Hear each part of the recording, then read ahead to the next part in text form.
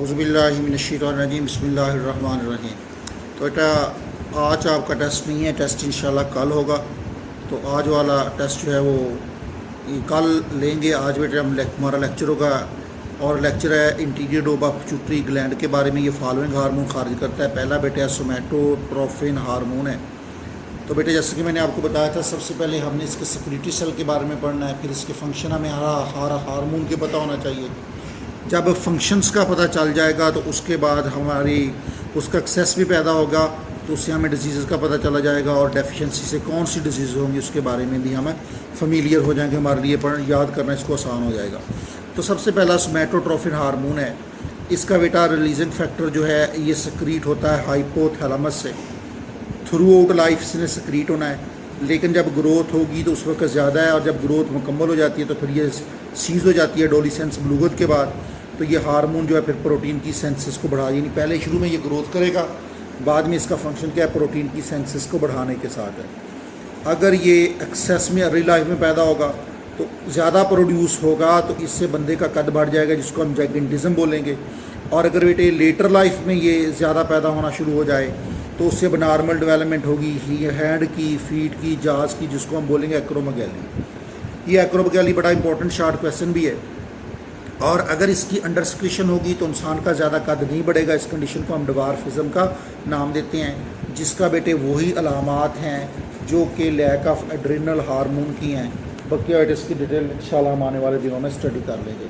इसके बाद नेक्स्ट है हमारे पास थायराइड स्टिमुलेटिंग हार्मोन है, और इसका भी थायरोट्रोपिन रिलीजिंग फैक्टर जो है ये हाइपोथैलेमस से बनता है, पैदा होता है, और इसको थायरोक्सिन का लेवल कंट्रोल करता है ब्लड में। मतलब क्या है कि अगर ब्लड के अंदर थायरोक्सिन का लेवल लो होगा, प्रेजेंस जो है, तो ये प्रोडक्शन ऑफ TSH हार्मोन ज़्यादा प्रोड्यूस होगी। एंड वाइस वर्सा का मतलब अगर ब्लड में थायरोक्सिन ज़्यादा होगा तो ये कम पैदा होगा, और ये सक्रीट होता है थ्रू आउट लाइफ। लेकिन ये पार्टिकुलरली इसकी बहुत ज़्यादा मिकदार खारिज होती है कब रीच हाई लेवल के ऊपर पहुंच जाता है during the period of rapid growth के दौरान और डेवलपमेंट के दौरान। तो ये अमल करता है सिनर्जिस्टिकली सोमैटोट्रोपिन हार्मोन के साथ मिलकर, और ये थायराइड स्टिमुलेटिंग हार्मोन की एक्टिविटी को भी बढ़ाता है और उनकी तादाद में भी इजाफे का बायस है। इसके बाद नेक्स्ट है हमारे पास एड्रीनोकार्टिकोट्रोफिक हार्मोन। अगर इसके बारे में हम बात करें तो बेटे चूँकि ये टॉप ऑफ किडनी पाई जाती है, इसलिए इसकी लिटरेचर में इस्तेमाल होती है एड की। रीनल से किडनी से लिया गया, कार्टिको कॉर्टेक्स से लिया गया है।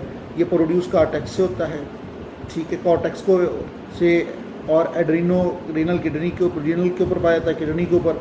ये भी इसका जो ट्रोफिक फैक्टर है ये प्रोड्यूस होगा, रिलीज होगा,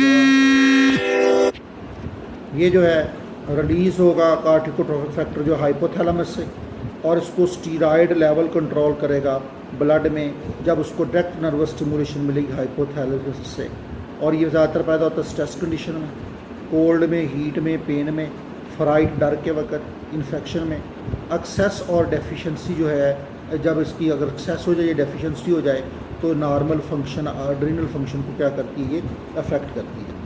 अब बेटा इसके बाद गोनेडोट्रोपिन हार्मोन्स के बारे में, तो ये फॉलिकल स्टिमुलेटिंग हार्मोन हैं, ल्यूटिनाइजिंग हार्मोन और इंटरस्टिशियल सेल स्टिमुलेटिंग हार्मोन के ऊपर मुश्तमिल है। प्रोलैक्टिन भी इसमें पाया जाता है। FSH, LH और ICSH जो है ये कॉमन हाइपोथैलेमस से रिलीज़ होने वाले हैं। और बेटे ये जो है पिट्यूटरी ग्लैंड से रिलीज, ये जो release produce from pituitary gland से होते हैं, और इनको इनहिबिट करता है प्रोलैक्टिन इनहिबिटिंग हार्मोन। इसकी प्रोटेक्शन का, इसकी इनहिबिशन का बायस बनता है।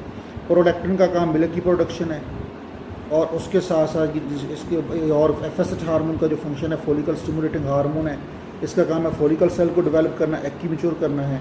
और इसके बाद ल्यूटिनाइजिंग हार्मोन है, जिसका काम है एग की राइपनिंग में इंपॉर्टेंट रोल प्ले करना है। और ये जो ICS interstitial cell stimulating hormone है, ये मेल में प्रोड्यूस होता है और टेस्टोस्टेरोन हार्मोन को खारिज करता है। इसके बाद है बेटा मीडियन लोब है। मीडियन लोब से बेटा सिर्फ एक ही हार्मोन पैदा होगा, जिसका नाम है MSH, या जिसका नाम है मेलानोफोर स्टिमुलेटिंग हार्मोन है। अगर इसके वाले से हम बात करते हैं तो ये बेसिकली ये मेलानोसाइट सेल को कंट्रोल करता है। एक्सटर्नल लाइट इसके ऊपर भी अफेक्ट करती है। ये ज़्यादातर प्रेग्नेंट वुमेन में पैदा होता है, ब्राउन पिगमेंटेशन का बायस बनता है, और अगर एक्सेस में पैदा होगा तो इसकी वही अलामात हैं जो कि डार्कनेस ऑफ स्किन यानी एडिसन डिजीज़ की हैं।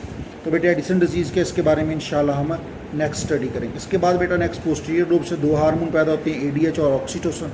एडीएच आप बड़ी डिटेल में चैप्टर 15 में पढ़ चुके हैं। ऑक्सीटोसिन के हवाले से बेटे बात करते हैं तो इसका ताल्लुक है प्रोजेस्टेरोन का, जब लेवल कम होता है तो उस वक्त ये प्रोड्यूस होता है और ये सर्वेक्स यूट्रस के ऊपर आके काम करता है, उसकी डिस्टेंशन का बायस बनता है और ख़ास तौर पे पार्टुरेशन बर्थ के अंदर, और माँ जब अपने बच्चे को दूध पिलाती है तो उस वक्त ये कंट्रोल करता है। तो बेटा जो टेस्ट है वो इंशाल्लाह कल होगा, तो इंशाल्लाह कल हम टेस्ट कंडक्ट करेंगे। ओके, अल्लाह हाफिज़।